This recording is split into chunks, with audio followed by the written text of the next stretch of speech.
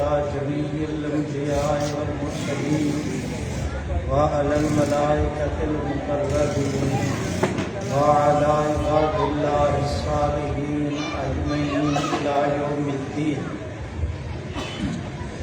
صدر گرامی حضرات علماء کرام سامعین محترم برادران اسلام، مغرب کی نماز کے بعد سے آپ حضرات کا یہ اجلاس شروع ہے۔ متعدد حضرات علماء کرام کے ایمان پرور بیانات بھی ہوئے، نظمیں نعتیں تلاوت بھی ہوا کہ واقعتاً مجھے کل پرسوں سے بخار شروع ہوا۔ اللہ تعالیٰ نے کرم کیا کہ آج سفر کی آپ کے دوستوں کے ساتھ وعدہ کیا ہوا تھا، اللہ تعالیٰ نے وعدہ نبھانے کی توفیق عطا فرما دی۔ آج کی مجلس میں انتہائی اختصار کے ساتھ ایک دو باتیں عرض کرتا ہوں۔ آج سے تقریباً 6 صدی ہجری میں ایک بزرگ گزرے ہیں، ان کا نام تھا علامہ جار اللہ محمود زمخشری۔ انہوں نے ایک کتاب لکھی ہے، اس کا نام ہے المکاشفہ بین اہل البیت والصحابہ۔ یہ علامہ زمخشری رحمۃ اللہ علیہ کی اس کتاب کا ترجمہ دارالعلوم دیوبند کے جو تبلیغ کے صدر تھے، تبلیغی جماعت کے مرکزی امیر تھے، تبلیغی جماعت کے بانی حضرت مولانا محمد الیاس صاحب تھے، تبلیغی جماعت کے دوسرے امیر حضرت مولانا محمد یوسف صاحب تھے، اور تبلیغی جماعت کے تیسرے امیر حضرت مولانا انعام الحسن تھے۔ یہ جو حضرت مولانا انعام الحسن ہیں، انہوں نے ایک کتاب کا ترجمہ کیا جس کے اندر ایک روایت ہے۔ میں اسی روایت سے اپنی گفتگو کا آغاز کرتا ہوں۔ میرے بھائیوں، میری گزارش یہ ہے کہ ایک دفعہ حضرت سیدنا فاروق اعظم رضی اللہ تعالیٰ عنہ کے عہد خلافت میں مدائن کا علاقہ فتح ہوا، تو وہاں سے بہت سارا غنیمت کا مال آیا۔ مدینہ طیبہ مسجد نبوی میں سارا غنیمت کا مال ڈھیر کر دیا گیا، جس سے مسجد مبارک بھی بھری بھری نظر آتی تھی۔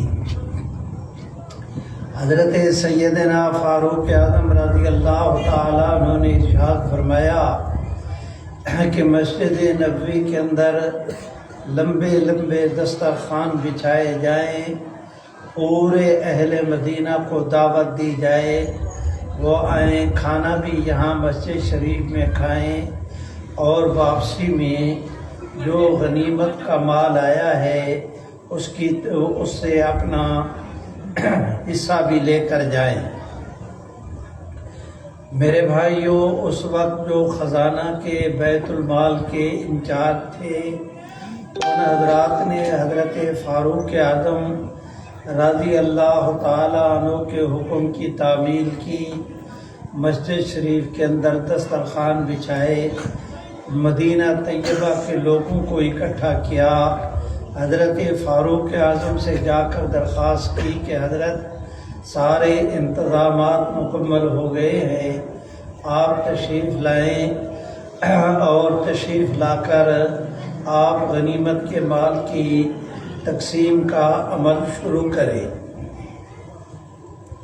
میرے بھائیوں، حضرت سیدنا فاروق اعظم تشریف لائے۔ آپ نے پہنچتے ہی سب سے پہلے فرمایا کہ حضرت حسن کہاں ہیں؟ چنانچہ حضرت سیدنا حسن ابن علی رحمت عالم صلی اللہ علیہ وسلم کے بڑے نواسے، ان کو بلایا گیا۔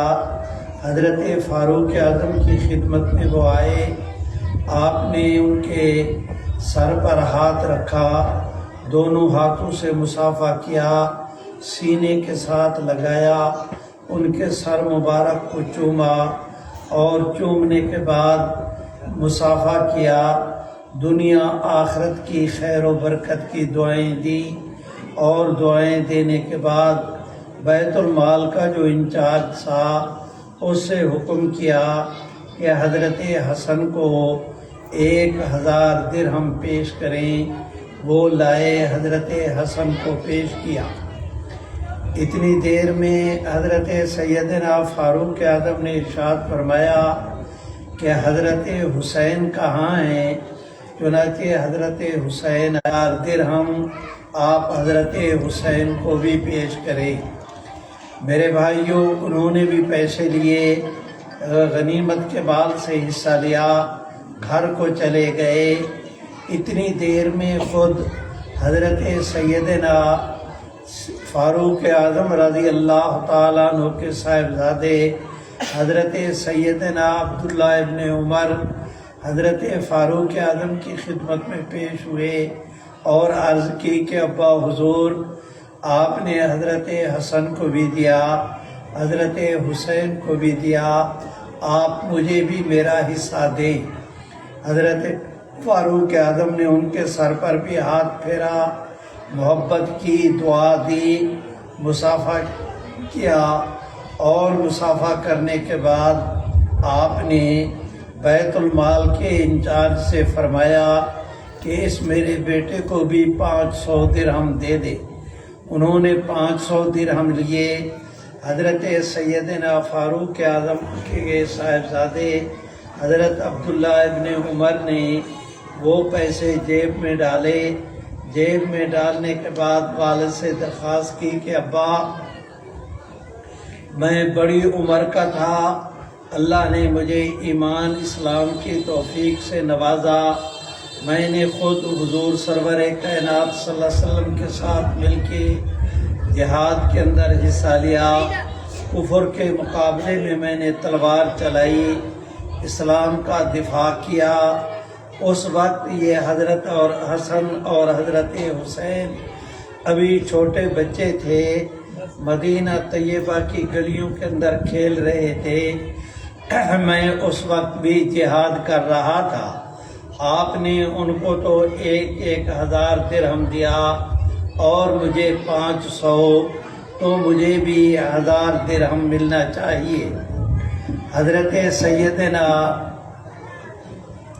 فاروق اعظم رضی اللہ تعالی عنہ نے اپنے صاحبزادہ جو جلیل القدر صحابی رسول ہیں حضرت عبداللہ ابن عمر سے ارشاد فرمایا کہ بیٹا، حضرت حسن حسین جیسا تم نانا لاؤ، حسن حسین کی نانی جیسی تم نانی لاؤ، حضرت حسن حسین کے باپ جیسا تم باپ لاؤ، حضرت حسن حضرت حسین جیسا تم ماموں لاؤ، حضرت حسن حضرت حسین جیسی تم پھپھو لاؤ، تو تمہیں بھی 1000 درہم دے دوں گا۔ میرے بھائیوں، علامہ زمخشری لکھتے ہیں کہ حضرت سیدنا فاروق اعظم رضی اللہ تعالی عنہ نے اپنے بیٹے کو یہ سمجھایا کہ بیٹا، حسن حسین کے نانا محمد عربی صلی اللہ علیہ وسلم ہیں، حضرت حسن حسین کی نانی سید خدیجۃ الکبریٰ ہیں، حضرت حسن حسین کی والدہ سید فاطمۃ الزہرا ہیں، حضرت سیدنا حسن حسین کے والد سیدنا علی المرتضیٰ ہیں، حضرت حسن حسین کے ماموں حضور علیہ السلام کے صاحبزادے حضرت ابراہیم ہیں، حضرت حسن حسین کی خالہ سید زینب، سید رقیہ، سید ام کلثوم ہیں۔ ان کو اتنی نسبتیں حاصل ہیں، اس لیے میں نے ان کو 1000 درہم دیا۔ تم 1000 درہم کو دیکھتے ہو، ان نسبتوں کو نہیں دیکھتے، تمہارے پاس اتنی نسبت۔ اور پھپھو کے متعلق کہا کہ ان کی نانی ان کی پھوپھو حضرت سید ام ہانی ہیں، جن کے گھر سے حضور علیہ السلام نے معراج کی رات سفر کیا تھا۔ تو حضرت حسین کو حضرت حسن کے بارے میں اپنے صاحبزادہ کو جس وقت یہ باتیں سنائیں وہ چپ ہو گئے۔ اسی دوران میں ایک آدمی اٹھا، مجلس میں سے دوڑ لگائی، حضرت علی کے دروازے پر سامنے عرض کیا گیا تو سیدنا علی المرتضیٰ رضی اللہ تعالیٰ عنہ کی آنکھوں میں اپنے گھر پر کھڑے کھڑے ان کی آنکھوں میں آنسو تیرنے لگے۔ رو کر ارشاد فرمایا کہ لقد صدق رسول اللہ، کہ محمد عربی صلی اللہ علیہ وسلم نے سچ کہا تھا۔ میں نے اپنے ان کانوں سے حضور علیہ السلام سے سنا کہ کان سراج و اہل الجنت عمر، کہ کل قیامت کے دن اہل جنت کے چراغ وہ حضرت سیدنا فاروق اعظم ہوں گے۔ حضرت علی نے کہا کہ جنت کے چراغ حضرت سیدنا فاروق اعظم ہوں گے۔ یہ روایت میں نے، حضرت علی فرماتے ہیں کہ خود اپنے سمیت و بے اذنیہ ھذا، میں نے اپنے ان کانوں کے ساتھ خود حضور علیہ الصلوۃ والسلام سے سنی ہے۔ اب جب یہ اس آدمی نے یہ روایت سنی، دوڑ لگائی، حضرت عمر کے پاس آئے اور آ کر حضرت عمر سے درخواست کی کہ حضرت آپ تو مسجد شریف کے اندر بیٹھے ہیں، آپ نے یہ کیا۔ میں حضرت علی کے پاس گیا، حضرت علی نے آگے سے مجھے حضور علیہ السلام کی یہ حدیث بیان کر دی۔ جب حضرت علی نے گھر پر حدیث بیان کی تو اس وقت حضرت علی رو رہے تھے۔ جس وقت انہوں نے آ کر یہ روایت حضرت عمر کی خدمت میں عرض کی تو مسجد شریف کے اندر سنتے ہی حضرت عمر رضی اللہ تعالیٰ عنہ نے رونا شروع کر دیا۔ میرے بھائیوں، اس کے بعد حضرت سیدنا فاروق اعظم نے کسی اور دوست کا ہاتھ پکڑا، اسے اپنی جگہ پر بٹھا دیا، فرمایا کہ اب تم غنیمت کا مال تم تقسیم کرو، میں اپنے بھائی علی کو مل کر آتا ہوں۔ یہ جو آدمی گیا تھا واپس آیا، ان کا ہاتھ پکڑا حضرت عمر نے اور ان کو لے کر حضرت علی کے دروازے پر گئے۔ جا کر سیدنا فاروق اعظم نے حضرت علی المرتضیٰ کا دروازہ کھٹکھٹایا، جلدی سے حضرت علی تشریف لائے۔ حضرت علی نے دروازہ کھولا، دیکھا کہ آگے حضرت فاروق اعظم کھڑے ہیں۔ انہوں نے اس حالت میں دروازہ کھولا کہ حضرت عمر کو دیکھ کر رونا شروع کر دیا اور حضرت عمر نے حضرت علی کو دیکھ کر رونا شروع کر دیا۔ دونوں زاروں قطار رو رہے ہیں۔ جس وقت کچھ وقت گزرا تو حضرت علی نے پوچھا کہ حضرت فرمائیں کیسے آنا ہوا؟ حضرت سیدنا فاروق اعظم نے ارشاد فرمایا کہ بھائی علی، اس آدمی نے آ کر مجھے یہ روایت بیان کی کہ حضور علیہ السلام ارشاد فرمایا، آپ نے سنا کہ کل اہل جنت کے لیے جنت کے اندر حضرت عمر کانا سراج و اہل الجنہ، یہ اہل جنت کی روشنی اور سراج کی مانند ہوں گے۔ میرے بھائیوں، ذرا یہاں پر ایک اور حدیث شریف سن لو۔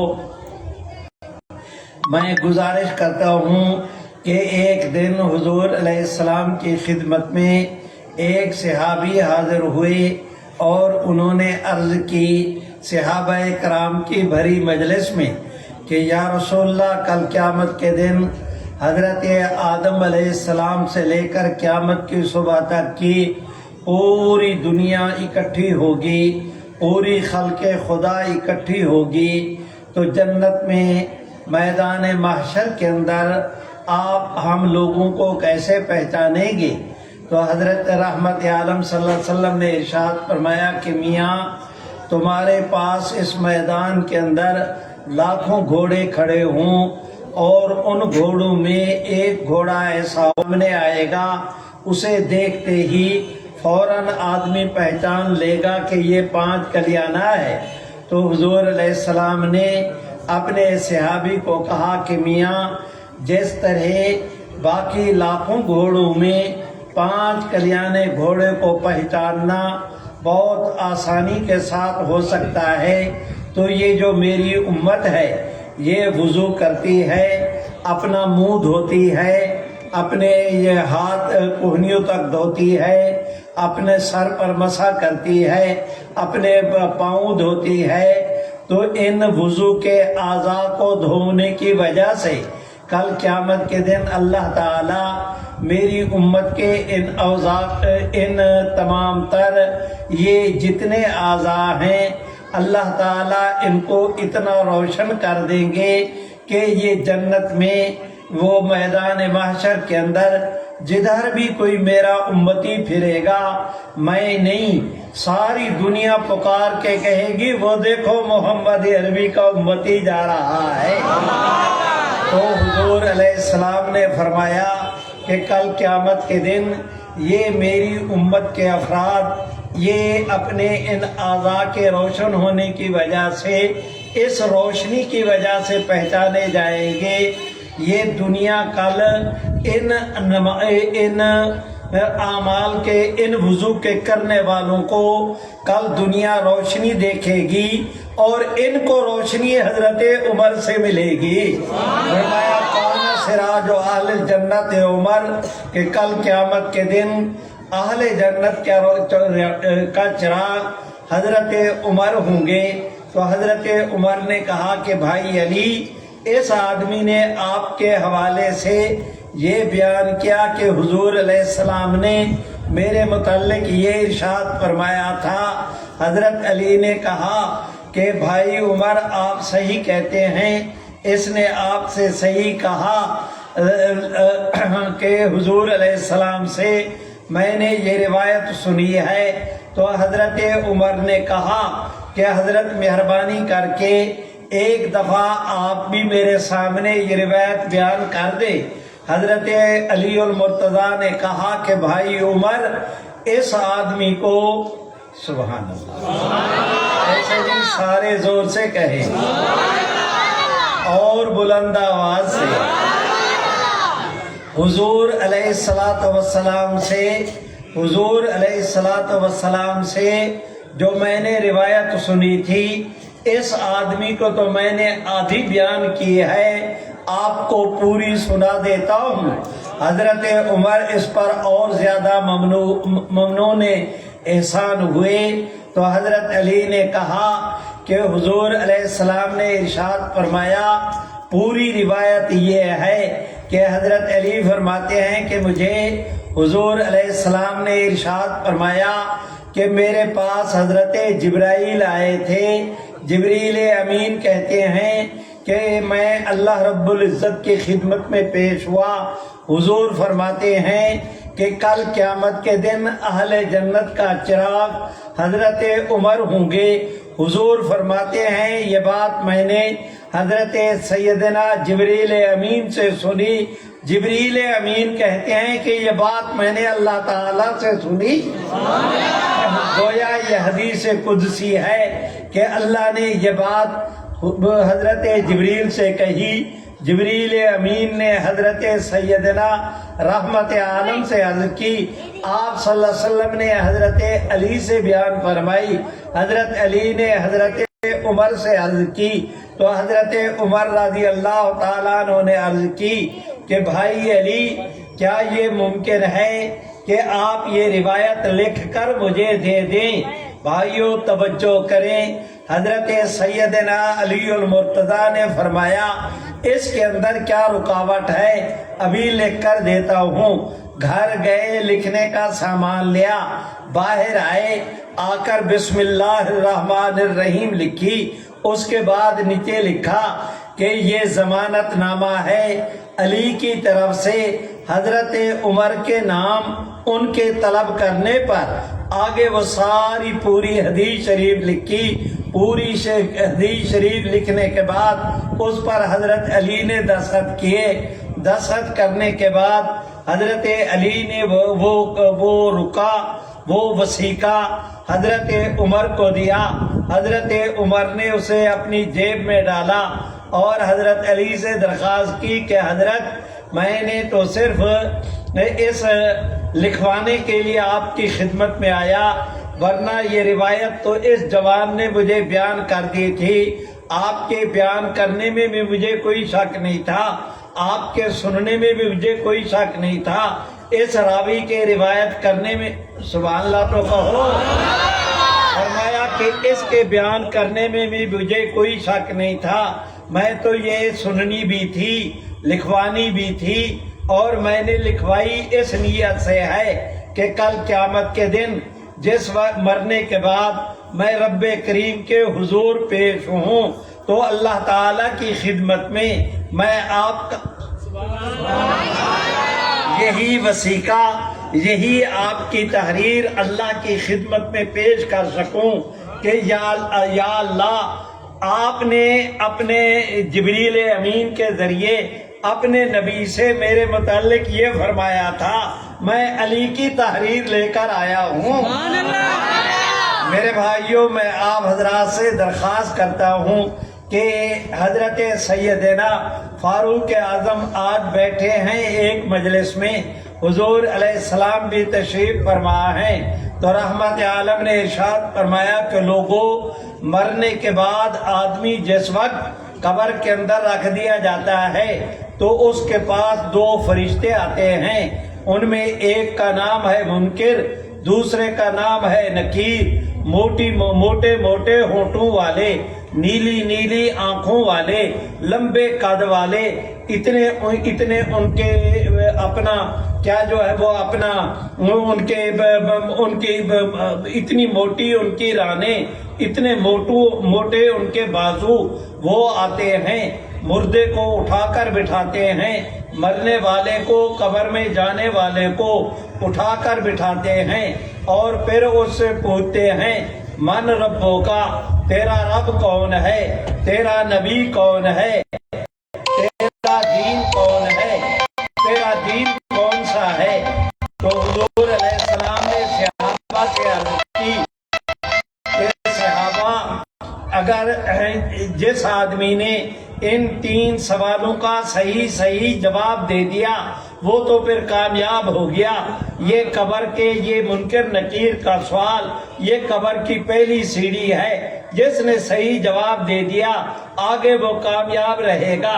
حضرت عمر آگے بڑھے، حضور سے عرض کی کہ یا رسول اللہ، آپ مل کے کہہ دو صلی اللہ، ایسے نہیں بلند آواز سے. بھائیو، اللہ جس کو جتنی توفیق دے اتنی بلند آواز سے،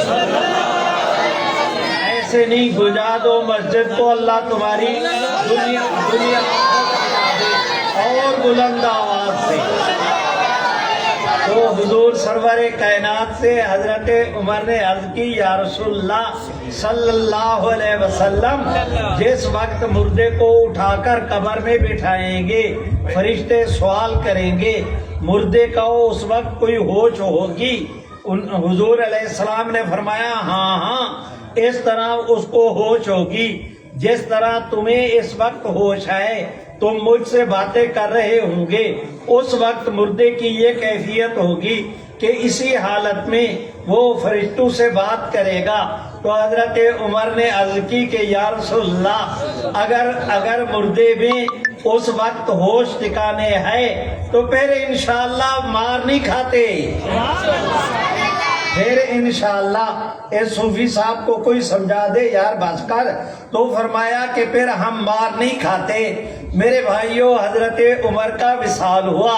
وصال کے بعد آپ کے بیٹے حضرت سیدنا عبداللہ ابن عمر نے رات کو حضرت عمر کو خواب کے اندر دیکھا اور عرض کی کہ ابا حضور، آپ کو یاد ہے کہ حضور نے فرمایا تھا منکر نکیر آئیں گے، آپ سوال کریں گے، آپ نے جواب کے اندر کہا تھا کہ ہوش ہوگی.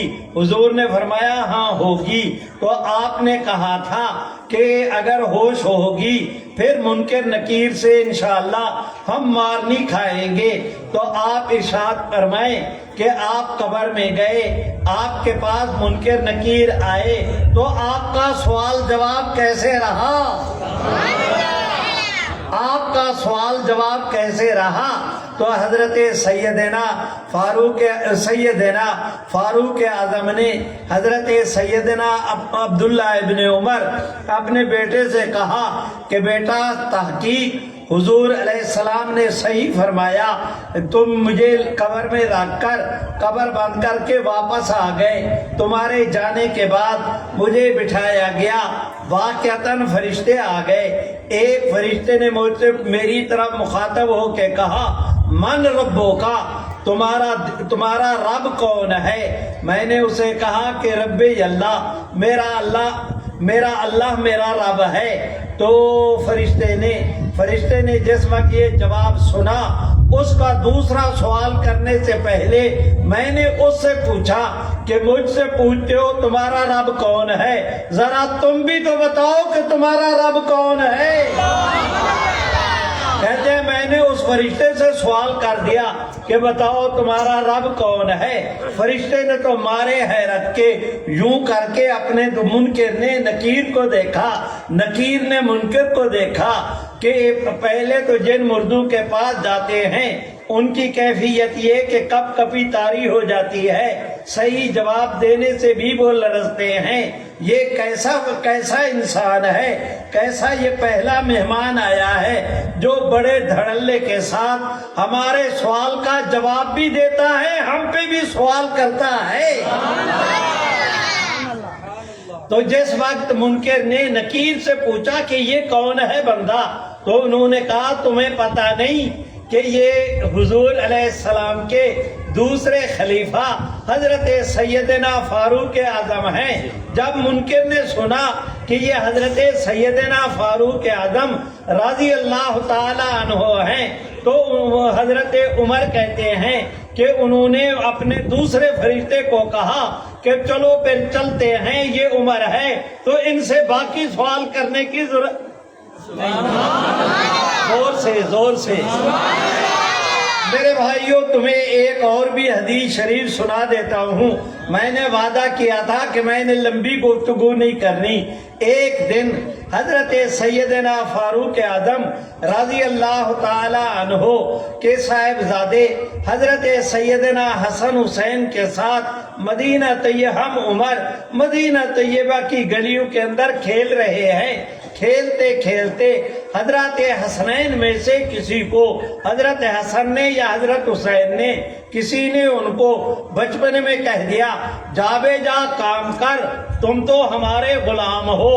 حضرت عمر کے بیٹے نے جب یہ بات سنی کہ میں آزاد ہوں، مجھے اپنا غلام کہتے ہیں، انہوں نے دوڑ لگائی حضرت عمر کی طرف، یہ حضرت حسن حسین انہوں نے دوڑ لگائی حضرت اپنے گھر کی طرف، اس لیے کہ نہیں پتا تھا کہ حضرت عمر آئے تو وہ ہم سے ان کے جلال کی وجہ سے یہ اپنے گھر کو گئے، وہ ادھر گئے۔ بیٹے نے جا کر شکایت کی کہ حضرت حسن حسین کے ساتھ گلی میں کھیل رہے تھے، وہ مجھے کہتے ہیں کہ تمہارا گھرانہ ہمارا غلام ہے۔ حضرت عمر نے اٹھا رضی اللہ تعالی عنہ، اٹھے، اپنے بیٹے کا ہاتھ پکڑا، حضرت علی کے گھر کی طرف چلے۔ آگے انہوں نے ان کے پہنچنے سے پہلے ان بچوں نے جا کر حضرت علی سے عرض کر دیا تھا کہ حضرت آج اس طرح کا واقعہ ہوا، ہم نے اس بچے کو یہ کہا، وہ شکایت کے لیے گیا ہے۔ ابھی یہ بات پوری کر رہے تھے کہ اتنے میں حضرت عمر آ گئے۔ حضرت علی اٹھ کر آئے، فرمانے لگے بھائی عمر، میں بچوں کی طرف سے معذرت چاہتا ہوں، بچے ہیں، بے خبری میں انہوں نے کہہ دیا، آپ محسوس نہ کریں، وہ میرے بچے نہیں، آپ کے بھی تو بچے ہیں، ذرا چھوڑ دیں، وہ ان سے غلطی ہو گئی۔ تو حضرت عمر نے آگے سے کہا کہ بھائی علی، آپ کو فکر ہوئی، آپ نے غلط سمجھا، کہ میں بچوں کی کوئی شکایت لگانے کے لیے آیا ہوں یا آپ سے مطالبہ کرنے کے لیے آیا ہوں کہ ان کو سزا دو، میرے گھرانے کو غلام کیوں کہا، میں اس ایسے ہی زور سے میں اس لیے نہیں آیا، میں تو یہ درخواست لے کر آیا ہوں کہ حسن حسین کو کہیں وہ لکھ کر دے دے کہ عمر کا گھرانہ حضرت حسن حسین کا غلام گھرانہ ہے، تاکہ میں کل قیامت کے دن یہ دستاویز اپنے رب کے حضور پیش کر سکوں۔ میرے بھائیوں، میں نے اس وقت تک حضرت علی کی روایت بھی عرض کی، حضرت سیدنا فاروق اعظم کی بھی 2 واقعات بھی بیان کیے۔ اب مجھے اجازت دیں میں ایک روایت سیدنا صدیق اکبر کے حوالے سے بھی اسی کتاب کی آپ کے سامنے پیش کر سکوں۔ میں مانتا ہوں اس کتاب کے اندر بعض روایتیں ایسی ہیں جو تصحیح طلب ہیں، لیکن یہ روایت جو میں عرض کر رہا ہوں وہ یہ کہ ایک دن حضرت سیدنا صدیق اکبر رضی اللہ تعالی عنہ میرے بھائیوں اپنے بیماری کے آخری ایام میں تشریف فرما ہیں۔ مہاجرین حضرات، انصار، بنو عباس، بنو امیہ، قریش کے لوگ سارے ملنے کے لیے آئے ہوئے حضرت سیدنا صدیق اکبر چارپائی پر لیٹے ہیں۔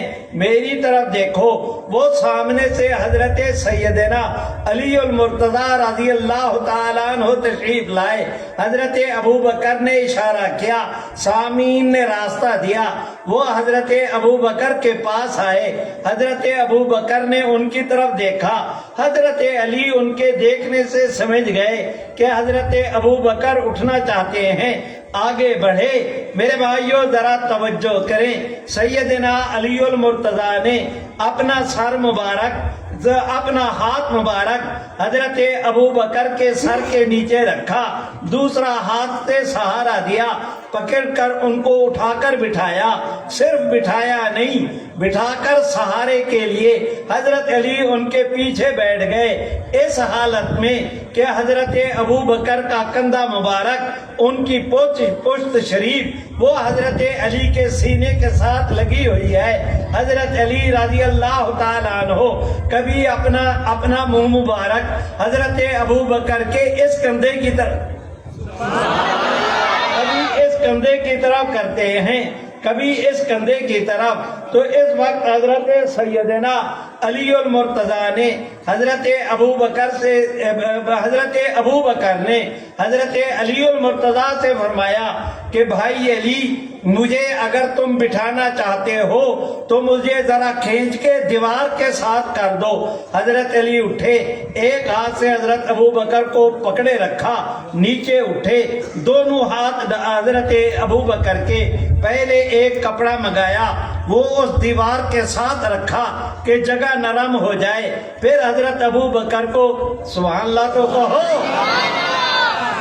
دونوں ہاتھوں کے ساتھ پکڑ کر وہ اپنا دیوار کے ساتھ کر دیا۔ جب حضرت سیدنا صدیق اکبر رضی اللہ تعالیٰ عنہ دیوار کے ساتھ سہارا لے کر بیٹھ گئے، حضرت علی المرتضی سامنے آ گئے، سارے خدام وہ جو عیادت کرنے کے لیے آئے تھے سارے سامنے تشریف فرما ہے۔ دیکھ کر حضرت علی کو حضرت ابو بکر نے کہا کہ بھائی علی، لگتا یہ ہے کہ اب میرا وقت قریب آ رہا ہے، اس بیماری سے میں اٹھنے کا نہیں، بہت کمزور ہو گیا ہوں، اگر میرا انتقال ہو جائے، آپ کے ہوتے ہوئے میرا انتقال ہو جائے تو میں آپ سے درخواست کرتا ہوں کہ مجھے غسل بھی آپ دیں گے، کفن بھی، مجھے غسل بھی۔ حضرت سیدنا صدیق اکبر نے حضرت علی المرتضی سے فرمایا کہ بھائی علی، میرا انتقال ہو جائے، آپ غسل بھی مجھے آپ دیں گے، کفن بھی مجھے آپ دیں گے، میں چاہتا ہوں کہ میرا آخری غسل وہی ہاتھ دے جن ہاتھوں نے حضور کو غسل دیا تھا۔ میرے بھائیوں، حضرت علی نے کہا کہ جی حضرت وعدہ رہا، اس کے بعد حضرت علی نے کھڑے ہو کر سوال کیا کہ بھائی حضرت عمر سے، حضرت صدیق اکبر سے کہ حضرت آپ یہ بھی ارشاد فرما دیں کہ آپ کے کو دفن کہاں کیا جائے۔ حضرت سیدنا صدیق اکبر جواب دینا چاہتے تھے کہ یہ سامعین ہیں، ادھر مستورات بیٹھی تھی، درمیان میں پردہ لگا ہوا، تو سیدہ عائشہ نے وہاں سے پکار کر کہا کہ اس سوال کے کرنے کی کیا ضرورت ہے، اس سوال کے کرنے کی کیا ضرورت ہے، جس حجرہ شریفہ میں حضور علیہ السلام آرام فرمائے ہیں اپنے روضہ طیبہ میں، وہ کمرہ میری ملکیت ہے، یہ کمرہ حضور نے مجھے دیا تھا، میں اپنے ابا کو حضور کے ساتھ دفن کروں گی۔ جس وقت حضرت عائشہ کا یہ فرمان حضرت ابو بکر نے بھی سنا، حضرت علی نے بھی، باقی سارے حضرات نے بھی، تو حضرت ابو بکر نے کہا بھائی علی ایسے نہیں، میرا انتقال ہو جائے تو انتقال کے بعد مجھے غسل بھی دینا، کفن بھی دینا، جنازہ بھی پڑھنا، جنازہ پڑھنے کے بعد میری میت اٹھا کر حضور علیہ السلام کے روضہ طیبہ پہ لے کر جانا۔ معافی چاہتا ہوں، ایک روایت بھول رہا وہاں کہ مجھے وہاں پر لے جانا، اور وہاں پر لے جانا اور دروازے پر پہنچ کر صدا دینا کہ دوست دوست کو ملنے کے لیے آیا ہے، دوست دوست کو ملنے کے لیے آیا ہے، اگر بغیر ہاتھ لگائے دروازہ، سبحان اللہ تو زور سے کہو، اگر بغیر ہاتھ لگائے دروازہ کھلے، بغیر کسی دیکھے کے جواب آئے، پھر تو مجھے یہاں دفن کرنا، نہیں تو مجھے پھر قبرستان میں وہ اپنا کیا کہتے ہیں، وہ اپنا جنت البقیع میں دفن کر دینا، باقی صحابہ کرام کے ساتھ۔ چنانچہ میرے بھائیوں، آپ کی اس ہدایت پر عمل کیا گیا، آپ کی تجہیز تکفین جنازے سے فارغ ہو کر تدفین کے لیے لے کر گئے، دروازہ پہ رکھا، آواز دی، بغیر نہیں زور سے۔ میرے بھائیوں، میں تمہیں عرض کرنا چاہتا ہوں کہ جس وقت حضرت علی اور حضرت ابو بکر کی یہ گفتگو مکمل ہو گئی، یہ گفتگو مکمل ہو گئی کہ کل مجھے غسل آپ دیں گے، یہ کریں گے، یہ کریں گے، گفتگو مکمل ہو گئی، تو اسی دوران میں حضرت سیدہ عائشہ رضی اللہ تعالی عنہا سے حضرت ابو بکر نے آواز دے کر کہا عائشہ، زور سے فرمایا عائشہ رضی اللہ تعالی عنہا۔ انہوں نے جواب میں کہا جی ابا حضور۔ فرمایا عائشہ کہ وہ حضور علیہ السلام کے وصال مبارک کے بعد آپ صلی اللہ علیہ وسلم کے چہرہ اقدس پر ہم نے ایک کپڑا ڈالا تھا، پردے کے لیے ایک کپڑا ڈالا تھا، وہ کپڑا تمہارے پاس ہے، ذرا وہ کپڑا تو بھجواؤ نا۔ چنانچہ انہوں نے وہ کپڑا بھجوایا۔ میرے بھائیوں ذرا میری طرف دیکھیں، حضرت ابو بکر نے کتاب لکھی، علامہ جار اللہ محمود زمخشری نے، ہر چند کے ان کا یہ جو کشاف والے ہیں، صاحب کشاف، ان کی اعتزال کی طرف نسبت کی جاتی ہے۔ میرے بھائیوں روایت ان کی ترجمہ کیا دارالعلوم دیوبند کے صدر المبلغین نے، پہلے دیوبند سے بھی چھپی، پاکستان کے اندر بھی یہ کتاب چھپی، حضرت سیدہ عائشہ، سبحان اللہ تو کہو۔ وہ کپڑا میری طرف دیکھیں، وہ کپڑا بھجوایا، حضرت ابو بکر نے اس کپڑے کو لیا، تمام تر صحابہ کرام جو موجود تھے ان کے سامنے پہلے اس کو چومنے کے بعد اس طرح آنکھوں پر رکھا، دیر تک اس طرح رکھے رہے، پورے منہ پہ چہرے پہ، کپڑے کو ہٹایا، یوں کر کے سینے سے رکھا، سینے پر رکھا، اور رکھنے کے بعد صحابہ کی طرف متوجہ ہو کے کہا کہ اگر تم مجھے بھلواؤ نہیں بھائی زور سے اگر تم مجھے بھلواؤ نہیں تو آج بھی اس کپڑے سے مجھے محمد عربی کے ہاتھوں کی خوشبو آ رہی ہے۔ میرے بھائیوں، آپ دوست سوچیں گے کہ اچھا چلے ایک روایت اور عرض کر دیتا ہوں۔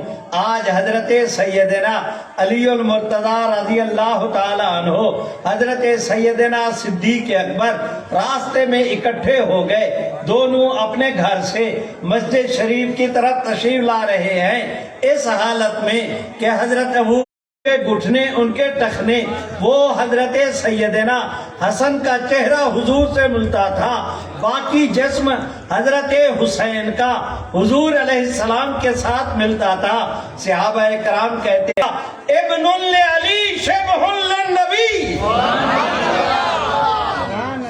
حضرت ابو بکر نے کہا کہ بھائی علی، یہ بیٹا تیرا ہے پر شباہت محمد عربی کی ہے، اپنے نانے دے گیا ہے، یہ بیٹا علی کا ہے لیکن شکل اس کی محمد عربی لوگو۔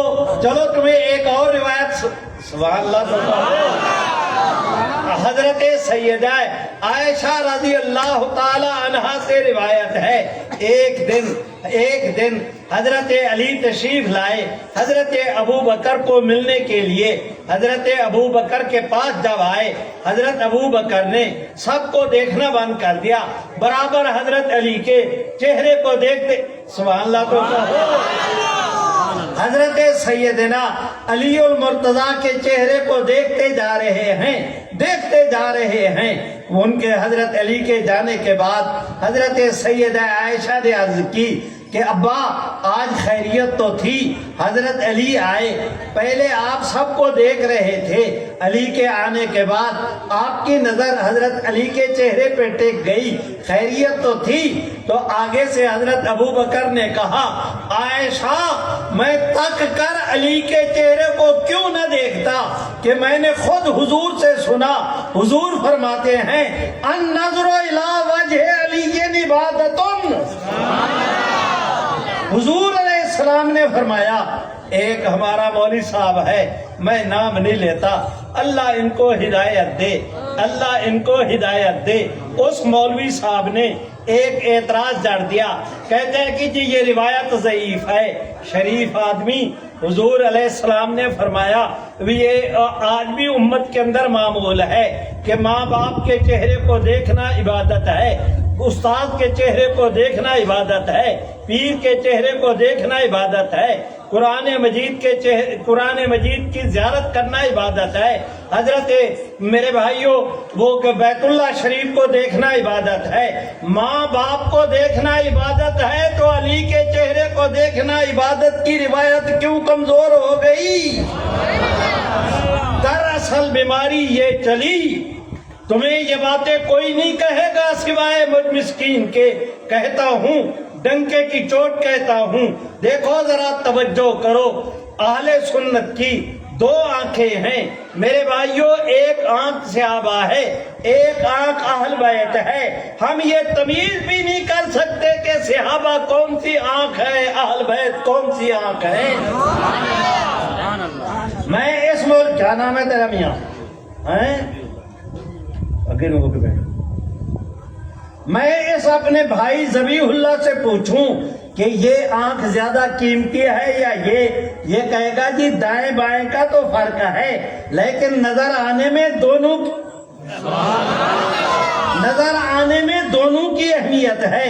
میرے بھائیوں ان آنکھوں میں تو تم دائیں بائیں کی تمیز کر سکتے ہو، صحابہ اہل بیت کے مقابل میں تو ہم یہ بھی تمیز نہیں کر سکتے۔ وہ اہل سنت کی دو آنکھیں ہیں۔ اور سنو، تم سے عرض کر رہا ہوں، میری بلا سے کوئی راضی ہو یا ناراض، میرے بھائیوں میں آپ سے عرض کر رہا ہوں، حضرت سیدنا صدیق اکبر ہوں، حضرت فاروق اعظم، تمام تر صحابہ کرام، ان کی پیغمبر اسلام کے ساتھ رشتہ داری بھی ہے، یہ بھی حضور علیہ الصلوۃ والسلام کے خاندان میں سے ہیں، نام کا داد کا آگے چل کر یہ قریش کا اکٹھے ہو جاتا ہے۔ باقی رہے یہ اہل بیت، سنیں جو صحابہ کرام ہیں ان کو یہ اعزاز حاصل ہے کہ انہوں نے حضور کی زیارت کی، آپ کے ہاتھ پر ایمان لائے، صحابی کا درجہ حاصل کیا، جنت کا سرٹیفکیٹ حاصل کیا۔ میرے بھائیوں سنو، اہل بیت کو یہ بھی اعزاز ہے کہ حضور کے ہاتھ پر ایمان لائے، انہوں نے اسلام قبول کیا، صحابی بنے، جنت کا سرٹیفکیٹ لیا۔ اس میں صحابہ اور اہل بیت بالکل برابر سب ہمارے لیے قابل احترام۔ اہل بیت کو یہ اعزاز بھی حاصل ہے کہ ان نسبتوں کے علاوہ ان کے رگ و ریشے میں محمد عربی کا خون بھی دوڑ رہا ہے۔ سنو، غلط ہے وہ آدمی جو اہل بیت کے نام پر صحابہ کی اہانت کا ارتکاب کرے، غلط ہے وہ آدمی اپنے ایمان کی فکر کرے، نہیں لے جا سکے گا ایمان اپنے ساتھ وہ آدمی جو صحابہ کی محبت کے نام پر اہل بیت کی اہانت کرے، یا اہل بیت کی محبت کے نام پر صحابہ کی اہل بیت کی توہین کرے، یا صحابہ کی محبت کے نام پر اہل بیت کی توہین کرے۔ صحابہ کے نام پر اہل بیت کی توہین کرنے والوں کو ناصبی کہتے ہیں، خارجی کہتے ہیں۔ صحابہ کرام اہل بیت کے نام پر محبت، اہل بیت کی محبت کے نام پر صحابہ کرام کی اہانت کرنے والے کو رافضی کہتے ہیں۔ اہل سنت کا رفض سے بھی کوئی تعلق نہیں، ناصبیت سے بھی کوئی تعلق نہیں، ہمارے دونوں ایمان کی آنکھیں ہیں، ان کو نہ مانے تب بھی ایمان جاتا ہے، ان کو نہ مانے تب بھی ایمان جاتا ہے۔ اور یہ گفتگو آج کی مجلس میں نے محض اس حوالے سے کی کہ میرے بھائیوں، ملک کے اندر سیلاب آ رہا ہے، آپ حضرات اندازہ نہیں کرتے ہمارے آج کے نوجوان اتنے سرخود ہو گئے، وہ ان چیزوں کا خیال نہیں رکھ رہے۔ بس میرا باز ختم ہوا، میں نے آج کی مجلس میں صحابہ اور اہل بیت کے حوالے سے اتنی گفتگو کر دی، مجھے صرف 2 منٹ دے دو۔ میرے بھائیوں، آپ کو یاد ہے جمعیت علماء اسلام نے، مجلس تحفظ ختم نبوت نے پچھلے سال 2024 7 ستمبر کو وہ 50 قادیانیوں کو اقلیت قرار دینے کے بعد 50 سال پورا ہونے پر ختم نبوت جو گولڈن جوبلی کا مینار پاکستان میں انتظام کیا۔ او میرے بھائیوں، آپ سے درخواست کرتا ہوں، اتنا بڑا اجتماع منعقد ہوا، آپ میں سے بھی کئی دوست ہوں گے جو اس میں موجود تھے، گواہی دیں گے، پورا لاہور اٹا ہوا تھا۔ باہر کی دنیا کے غیر جانبدار مبصرین نے لکھا کہ پاکستان کی تاریخ میں آج تک اتنا بڑا مذہبی اجتماع نہیں منعقد ہوا جتنا اللہ نے حضور کی ختم نبوت کے نام پہ لاہور کے اندر جمع کرا دیا۔ میرے بھائیوں، اس کے بعد بلا مبالغہ پورے ملک کے عزیز سے 50 گھرانوں نے قادیانیت کو ترک کیا، اسلام قبول کرنے کا اعلان کیا۔ قادیانیت اس وقت تھرا رہی ہے، کانپ رہی ہے، اس کے اوپر زلزلے کی کیفیت طاری ہے۔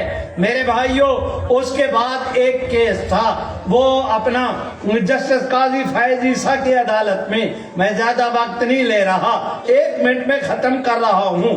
قاضی فیض عیسیٰ کی عدالت میں ایک فیصلہ آیا، ہم نے کہا قابل قبول نہیں، انہوں نے نظر ثانی کی، ہم نے کہا یہ داغ رہ گیا ہے، وہ اس کے لیے بیٹھے۔ حضرت مولانا فضل الرحمان تشریف لائے، حضرت مولانا تقی عثمانی نے استنبول سے بیان نوٹ کرایا، بریلوی اہل حدیث حضرات، علماء کرام ساری قیادت موجود تھی۔ آپ سے عرض کرتا ہوں، 10 اکتوبر کو فیصلہ آیا۔ میرے بھائیوں، میں یہ نہیں کہتا کراچی سے لے کر خیبر تک، نہ میں اس کی تعبیر یہ کرتا ہوں کہ پچھلے سال 10 اکتوبر کو چیف جسٹس آف پاکستان کی سربراہی میں 3 سپریم کورٹ کے سینئر جج صاحبان کا جو فیصلہ آیا، مشرق سے لے کر مغرب تک، شمال سے لے کر جنوب تک، پوری دنیا نے میرے بھائیوں نیٹ کے ذریعے اس فیصلے کو دیکھا، ساری دنیا نے اپنی کھلی آنکھوں کے ساتھ اس منظر کو دیکھا کہ کفر ہار گیا، اسلام جیت گیا۔ اس کے بعد اس دھڑلے کے ساتھ قادیانی مسلمان ہونا شروع ہوئے۔ نہ جاؤ دور، پچھلے مہینے کی بات ہے، 21 اپریل کو اللہ نے کرم کیا، وہ ایک ہمارے ملک کے اندر ایک خاتون ہوتی تھی، ان کا نام آسمہ جہانگیر تھا، وہ بڑی خود سر آزاد منش خاتون تھی۔ ان کا وہ اپنا ساری زندگی این جی اوز کے نام پر پتہ نہیں وہ کہ اللہ کی بندی کیا کرتی رہی۔ ان کا میاں یہ جو لاہوری جماعت کا سربراہ تھا، لاہوری مرزائیوں کا بانی، جس کا نام محمد علی تھا، اس محمد علی کا سگا نواسا اور اس خاتون کا کیا نام ہے اس کا، وہ آسمہ جہانگیر کا میاں، اس کا نام طاہر جہانگیر، پچھلے مہینے 21 اپریل کو اللہ نے کرم کیا، اس نے بھی قادیانیت پہ لعنت بھیج کے اسلام قبول کرنے کا اعلان کیا۔ آپ دوست مجھے کہیں گے مولوی صاحب پرانی خبریں سناتے ہو، چلو شریف ہو، تمہیں آج سے 4 دن پہلے کی خبر سناتا ہوں۔ وہاں اس قادیانی جماعت کے لاہوری گروپ کا پہلا ان کا امیر محمد علی تھا، دوسرا صدر الدین، تیسرا جو ہے وہ ان کا وہ سعید کریم تھا، ہاں ڈاکٹر سعید تھا۔ آج کل ان کا سربراہ وہ ڈاکٹر سعید صاحب ہے، ڈاکٹر عبد الکریم سعید ہے۔ اس ڈاکٹر عبد الکریم سعید کے شوکت اور ایک دوسرا دو اس کے بھانجے ہیں، امریکہ میں رہتے ہیں۔ اللہ کی شان، امریکہ سے چلے، ختم نبوت کے ہیں، اصل مانسہرے کے رہنے والے، ختم نبوت کے دفتر وہ اسلام آباد کے اندر آئے، ایک دن آیا، دوسرے دن آیا، دونوں نے قادیانیت ترک کر کے اسلام قبول کرنے کا اعلان کیا۔ یہ جو کل کی رات ہے، سبحان اللہ تو کہو، یہ جو کل کی رات ہے، ڈاکٹر عبدالقیوم صاحب ہیں، وہ کیا کہتے ہیں للیانی کے، وہ ضلع سرگودا کے، انہوں نے مجھے فون کر کے کہا کہ حافظ آباد کے اندر سول ہسپتال کا ڈاکٹر تھا، وہ اپنا نامی گرامی ڈاکٹر، اس نے بھی قادیانیت کو ترک کر کے، ایک ساتھی ہے الیاس صاحب، وہ الیاس کو لے کر یہ عبدالقیوم میرے پاس آیا تھا، تو عبدالقیوم نے مجھے کہا کہ آپ الیاس کو جانتے ہیں؟ میں نے کہا چناب نگر، آپ کے ساتھ ملنے کے لیے آیا۔ اس نے کہا اسی الیاس نے آج مجھے فون کر کے بتایا کہ سول ہسپتال کا ڈاکٹر، حافظ آباد کا سینئر ڈاکٹر، اور اس نے قادیانیت ترک کر کے اسلام قبول کرنے کا اعلان کیا، اور یہ کل کی بات ہے۔ کہیں پہ 10، کہیں پہ 15، کہیں پہ 18، کہیں پہ 8، اللہ کا فضل ہے۔ انشاءاللہ وہ وقت آیا چاہتا ہے، ہر آنے والا وقت قادیانیت کو اس کے موت کے قریب کر رہا ہے۔ تمہیں ہر اٹھنے والا قدم حضور کے گنبد خضرا کے قریب کر رہا ہے۔ آج کی مجلس میں باقی بیانات تو علماء کے ہوں گے، میں نے اتنی عرض کرنی تھی۔ میں نے ان سے عرض کیا تھا کہ مجھے سفر بھی کرنا ہے، ان کا شکریہ ادا کرتا ہوں، انہوں نے وقت دے دیا، اسی پر اکتفا کرتا ہوں۔ اب تم اللہ کا نام بلند کرو، میں آپ سے اجازت لوں، مل کے میرے ساتھ کہو نا اللہ اکبر۔ ایسے نہیں، جس کو اللہ جتنی توفیق دے اتنی بلند آواز سے اللہ اکبر۔ تاج و تخت ختم نبوت، ہاتھ اٹھا کے لہرا کے زور سے تاج و تخت ختم نبوت۔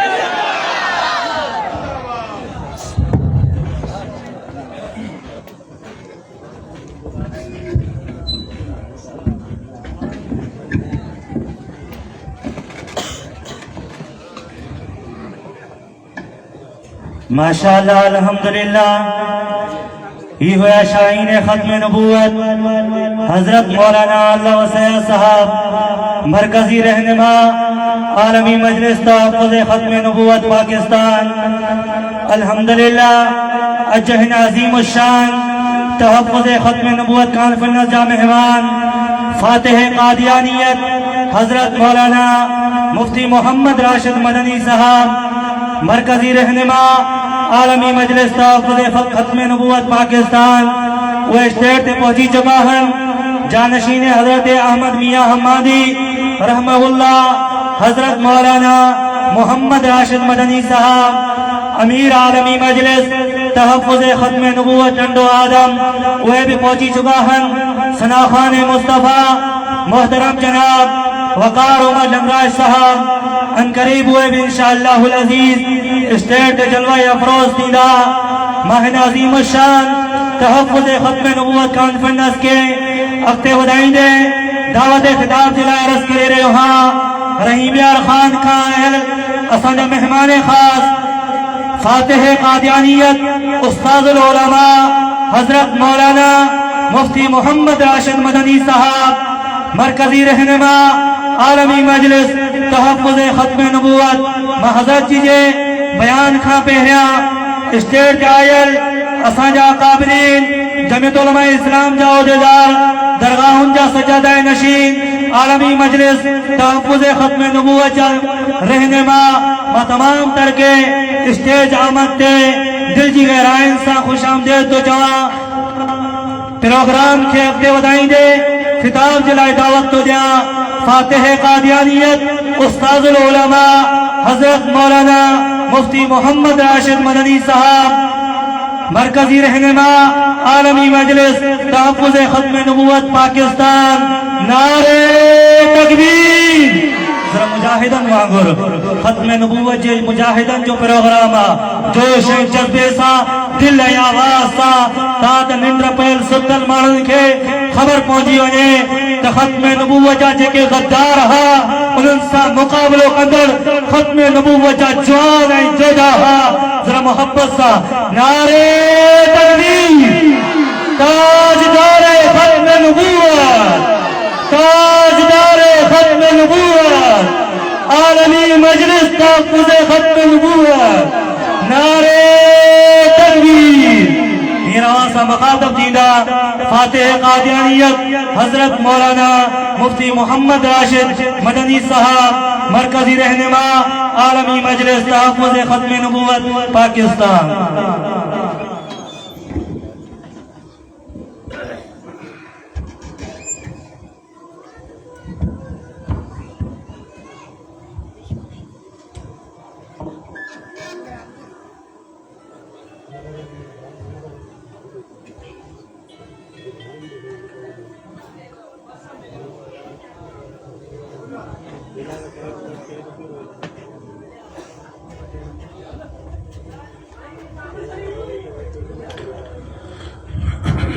السلام علیکم ورحمۃ اللہ وبرکاتہ.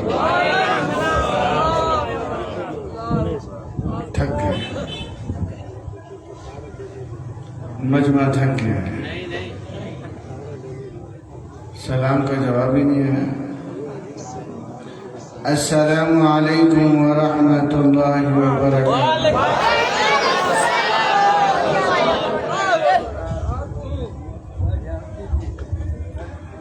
ابھی تو بہت ایک قیمتی بیان میرے بعد ہونا ہے. آپ دعا تک تو بیٹھیں گے نا انشاءاللہ.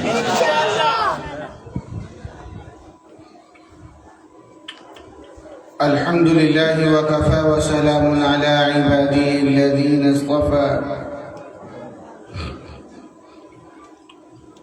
ونعوذ باللہ من شرور انفسنا ومن سیئات اعمالنا.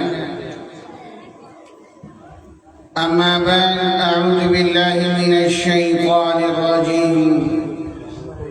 بسم الله الرحمن الرحيم. ومكروا ومكر الله والله خير الماكرين. وقال الله تبارك وتعالى ويمكرون ويمكر الله.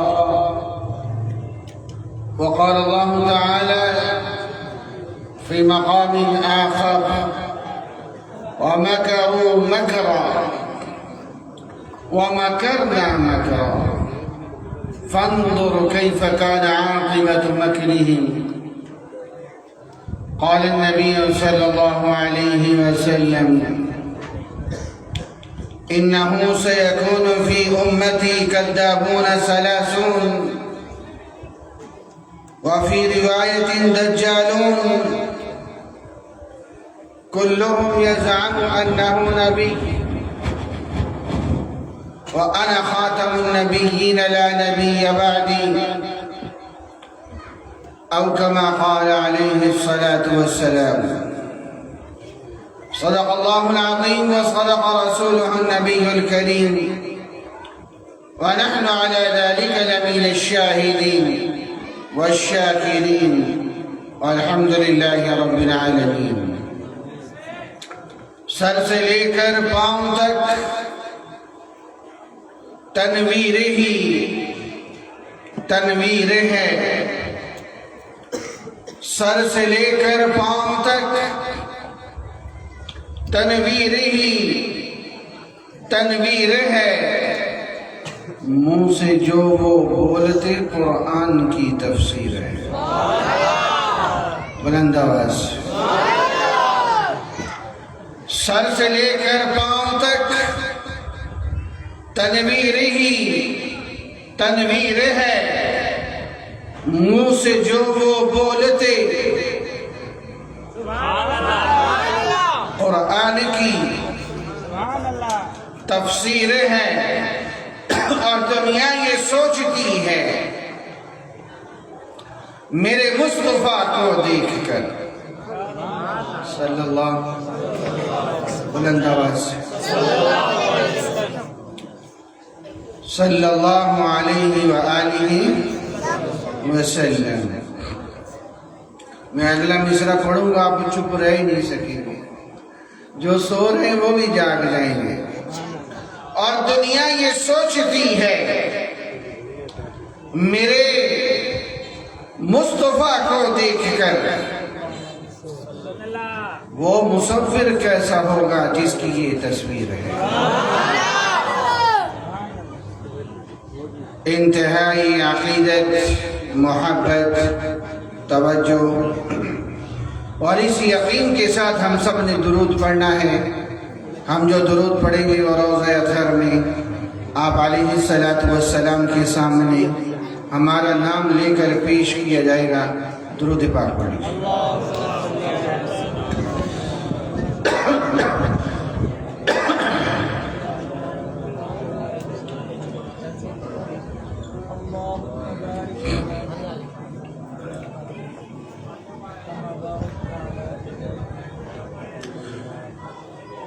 رات عشاء کے بعد سے مسلسل آپ حضرات تشریف فرما ہیں. میرا وعدہ ہے میں آپ کا 1 منٹ بھی ضائع نہیں ہونے دوں گا. آپ وعدہ کریں جتنی دیر بیٹھیں گے توجہ سے بیٹھیں گے انشاءاللہ. بلند آواز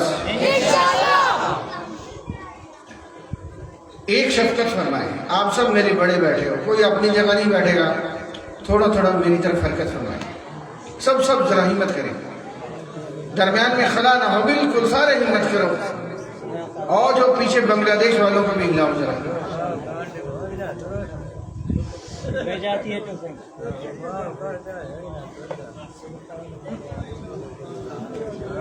اللہ حضرات کو جزائے خیر عطا فرمائے.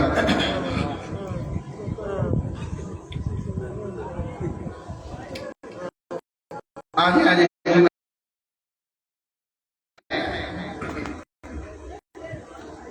تدبیر کا ذکر کر رہے ہیں. اور میں سے ایک مقام کا مختصر سا تذکرہ کیے دیتا ہوں. آپ کا ذوق بحال ہوگا تو گفتگو اور کچھ بڑھا دوں گا ورنہ روک دوں گا. ایک تدبیر مشرکین مکہ کی، ایک تدبیر اللہ تعالیٰ کی. مشرکین مکہ کی تدبیر ہمارے اللہ تعالیٰ کی تدبیر بچانے کی. اللہ تعالیٰ اس کا ذکر قرآن مجید میں کر رہے وَمَكَرُوا وَمَكَرَ اللَّهُ. مل کے بتاؤ پھر کس کی تدبیر غالب ہے؟ ادھر آپ صلی اللہ علیہ وسلم گھر کے اندر تشریف فرما ہے، ساتھ میں حضرت علی رضی اللہ تعالیٰ عنہ تشریف فرما ہے. باہر مشرکین مکہ کے نوجوان چمکتی ہوئی تلواریں لے کے کھڑے ہیں، پختہ عزم کے ساتھ کھڑے ہیں. بیچ سے میرے نبی تشریف لے جاتے ہیں، مشرکین مکہ کو پتہ بھی نہیں چلتا. بولو کس کی تدبیر کام کر رہی ہے؟ بلند آواز. ایک عرصے کے بعد صحابہ کرام نے پوچھا علی رات سویا ساری زندگی نہیں سویا. میرے نبی کا فرمان میری زندگی کی گارنٹی دے رہا تھا. میرے نبی نے فرمایا تھا صبح امانتیں دے کے تو بھی آ جانا. میرے نبی کا فرمان میری زندگی کی گارنٹی بنا ہوا تھا. لیکن ایک سوال ہے، اپنے ساتھ لے کے چلے کہ نہیں چلے؟ صدیق اکبر رضی اللہ تعالیٰ عنہ کو لے کے چلے کہ نہیں چلے؟ لیکن میرا سوال ادھورا ہے. خلیفہ اول 40 سال کی عمر میں جانشین اعلان کرے 28 برس کی عمر میں، تو جانشین تو نبی سے بھی آگے نکل گئے. حرف نبوت پہ آتا تھا تو اس کا حل کیا تھا؟